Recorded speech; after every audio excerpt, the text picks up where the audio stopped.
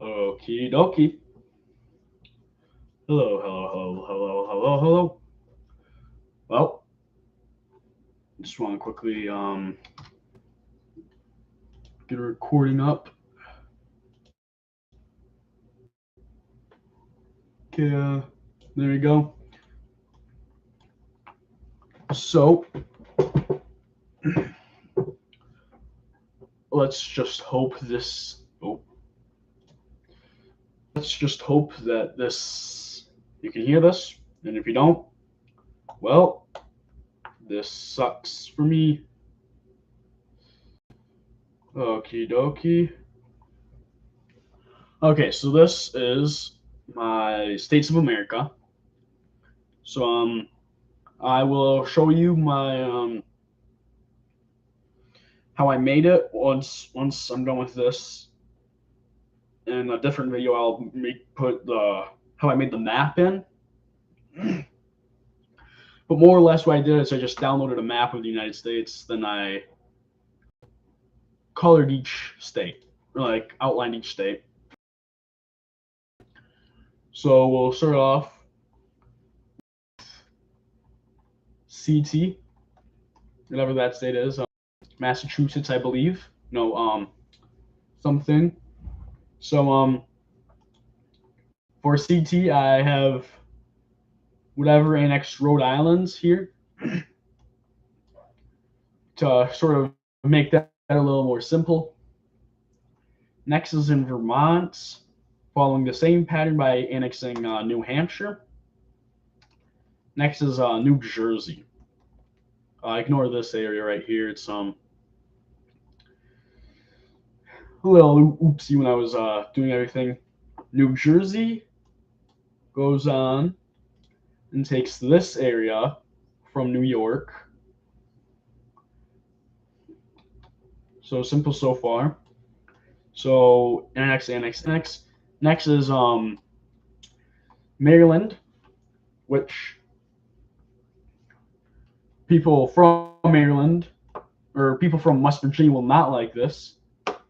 But I sort of just bulk up Maryland a little bit. I give this area over to Maryland, and a little bit here, this general area to Maryland, just so that it's a little more stable. Next is Ohio. Again, people from West Virginia will not like this, but Ohio annexes a little more land over here. Now, West Virginia lost a decent sum of land, but it's going to be worse. For West Virginia, is just eaten up entirely by normal Virginia. So I did that in inspiration of a Confederate Virginia. So then for that, the East Coast is more or less done here. Now let's go over to Wisconsin. Wisconsin annexes the Upper Peninsula of Michigan. Probably the most blatant one there.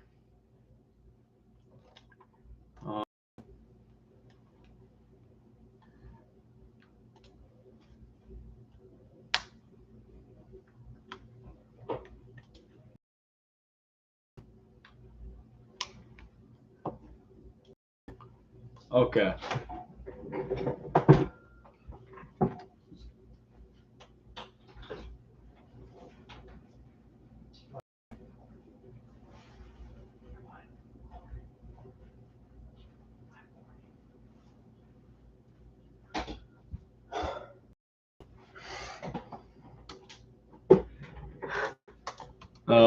Hello, John Smith.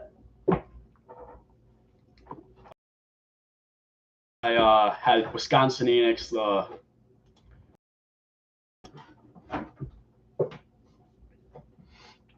now we're going on to Carolina / Washington. So Oh, looks like he left. So North Carolina and South Carolina that I have changed. Carolina and Washington part later. So much like Virginia, Carolina, the two Carolinas were annexed. So the annex just like that. Now if we unselect that, then I will pop over here to Washington. Now Washington goes on to annex all of Oregon.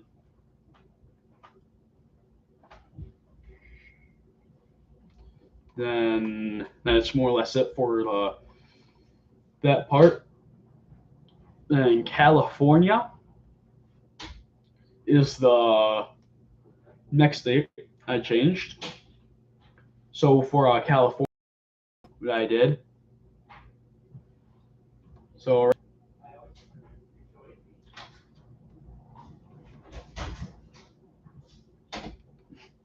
then for California, right about here, so I split California in two to sort of separate its population. From north and south, I will show you the populations and the electoral votes afterwards. Texas, let's see, okay. So Texas, same thing with California, is split up. Now the split with Texas definitely ruins it much more than it did with California. It lost almost all of its southern half following the Rio Grande's Republic. That idea of it split.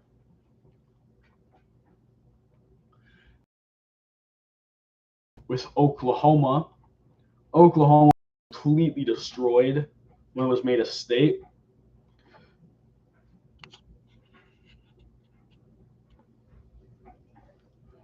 Because it was basically just a lot of reserves for the Native Americans, which like they weren't like economically well off in the American system. So I gave them the actually I only show the new population, not the old population. So with Dakota, same thing as Virginia and the Carolinas get annexed. Well, a little messy on the borders. Now we go over to Idaho. Now Idaho is a place of militias and potatoes. And Idaho gets a little more black here. Now, as you can see up here, Idaho is more or less the same size as the Oregon state. Now with Alaska, what I did was I just got rid of it entirely. I decided to keep Hawaii because why not keep Hawaii? And Hawaii is kind of a fine state, I guess. Then the new names of all of these new states, okay? So the states are as follows. We'll start over on the west coast, going east now. For the Washington, Oregon, those two, I just named them Washington. Then this state up here, I named Upper California because I could, because I had no names for it that I couldn't think of. Then we will go over. This is South Texas, which could have a better name. It could be the proper name actually. Oh. New names, which is the Rio Grande's Republic, which we'll give it RG instead. Then do font size a little. So the Rio Grande is right there. Oklahoma stays the same. Dakota, I changed it from North Dakota and South Dakota to just Dakota.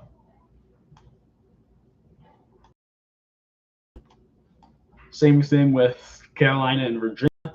Ohio State is the same. Um, I see someone is watching. Hello to them.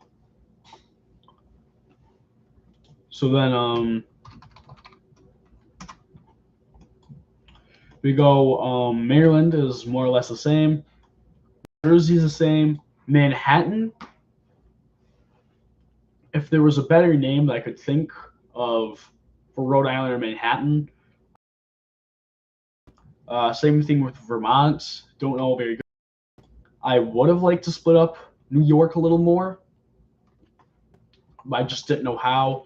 I would have put Georgia, Alabama, and Mississippi all into one state, but I ultimately decided not to. For the main reason being, well, my idea was that they would be sort of like the deep south or the how did I say? Because they voted for what's his name, George Wallace for the electoral candidate. So that then same thing with Tennessee and Kentucky. I was going to put them into one state, but I didn't because that just feel a little complicated. Then Oklahoma, as previously said, where is it? That's Ohio. So Oklahoma looks like this. So I decided to give them the land over here. Then the same thing with the Rio Grande. I just sort of gave it up. So then Texas became slightly smaller.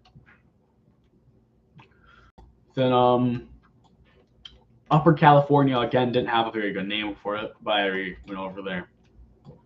So if there's any names that you think would be better for this, I'd be open to it. So for Wisconsin, I could have given the Upper Peninsula because the people who live there can't recall what they're called, but they actually want their own independence, either their own independence or they want to be with Wisconsin because they believe Michigan doesn't represent them good enough. So I did my best to represent that by annexing that to Wisconsin.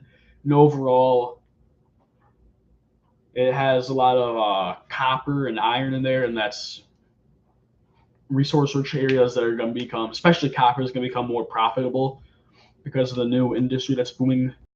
That to Wisconsin because Michigan already has Detroit automobile industry, but Wisconsin really only has the alcohol industry going for them.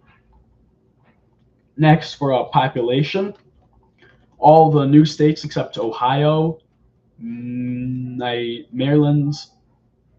and Maryland, I believe, keep their normal population. Didn't change anything there. So these are their populations. So the new Washington state, has a total of 11.8 million people. Upper California, I actually did math for each of the rough counties that would be here in Upper California, which I actually have everything right here. Quick math: 1, 2, 3, 4, 60 counties in there easily in Upper California. Then the Rio 42,000. Oklahoma has 4.5 million. The Dakotas have 15.6 million, which actually beats the Virginias by about 5 million so they get 10 million. The the New Rhode Islands has 7 million. Well, Vermont actually has about 2 million. Wisconsin's new population is only about an extra. Let me check here. An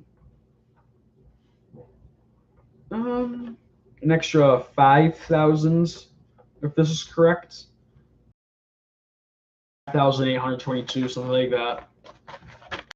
Population from the peninsula. The Dakotas have 6 million, which actually still loses to Virginia and loses to the Vermont, New Hampshire state. Idaho is still a small country, which could probably be split between Montana and Wyoming because there's just so few people there. I believe I got every state. Next is the electoral vote. I just want to preface this. I had to estimate how much the electoral vote would be in total. So this is roughly what it'd be. This for the New Washington area, I just added two popular votes together, -2 for the 2 representatives that they lack because of Oregon no longer being a state. California would lose 8 votes here, which is roughly brings them down to 47 votes, I believe. Then I believe Oklahoma actually gets something like. Then the Rio Grande gets 5, so that's about 11 votes. So Texas is now about 20 votes, which is about on par with if we subtract electoral votes too. Barely even count hitting 4 electoral votes because I'm pretty sure it's 3 and 3 for the electoral votes because there's so few people there. 36 minus 2 for the representatives equals 4. I forgot to do Vermont, but if I were to put Vermont in, it'd probably be 3 or 4 again. Wisconsin gains 1 electoral vote again from the Upper Peninsula, not having much. Michigan would in return lose a vote for that, which that wouldn't really upset much. Then Virginia's up to 16, which is like roughly, I'm pretty sure most of that actually comes from normal Virginia, while West Virginia only contributes like 4, I believe. Carolinas do much better at 23. Then 5 and 12 again, add them together -2. Now, what we're gonna do is so with this new electoral map, a few things change electorally. So some of the things I do want to point out is I'll quickly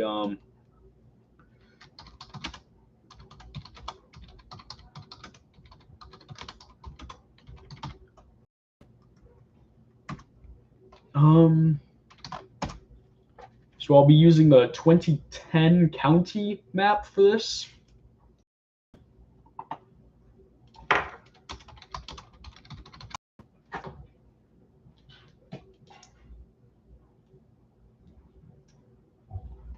Or I'll actually go here instead.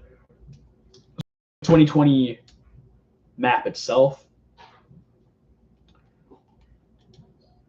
So this area would definitely be the New Washington would be a Democrat stronghold, with Upper California being, let's see, Upper California would be a new Republican state as it seems. So the Republicans would get their own little foothold in the East Coast, which is quite rare actually. Would be a Republican stronghold. Actually be a Democrat voting points. Let's see. This area is Democrat, then along with this area is also Democrat. But the rest being rural is Republican. So this area might be a semi-swing state. Hard to guess there. Then up to Virginia or the Carolinas. The Carolinas, they do have a small Democrat stronghold up here in this area. So they might be semi-good here. Might push if there was push. The Carolinas might be a. Then Virginia, I see a swing state because West Virginia is actually a semi-democratic or semi-democrat. Then Maryland's most of these states up here are Democrat. Then back over to the map. So this Wisconsin won't really be affected from its swing state status. It will more or less be equal however it's going, except the general Upper Peninsula is, or this area more properly, is more so Republican than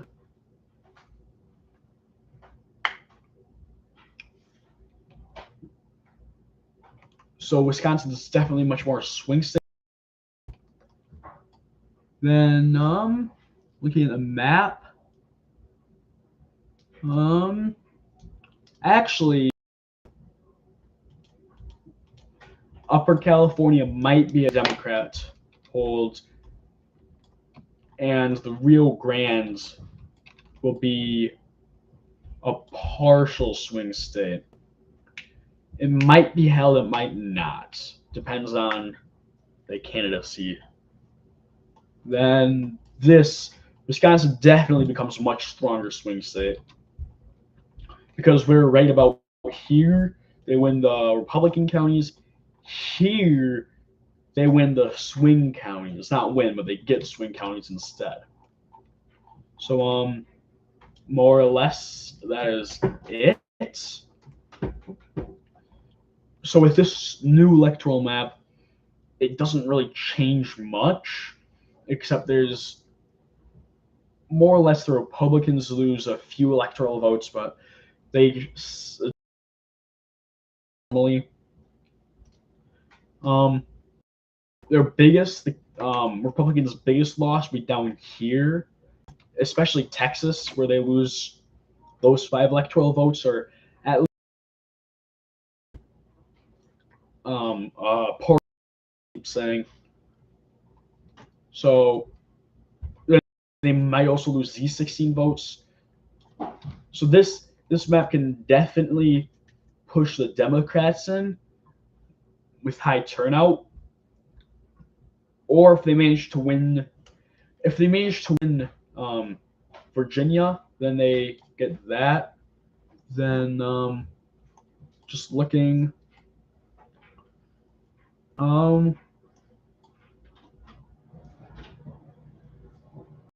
so more or less, the electoral map should stay the same from what I see.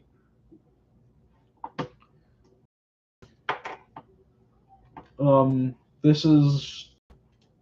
Oh yeah, then they also lose Alaska, I guess, which is like 3 electoral votes because like it's all igloos. So this is the. So that's more or less it. So I don't have anything that I need to say. So I guess I'll just end it here now. So I don't know. Don't know how to end it on a fight. Bye.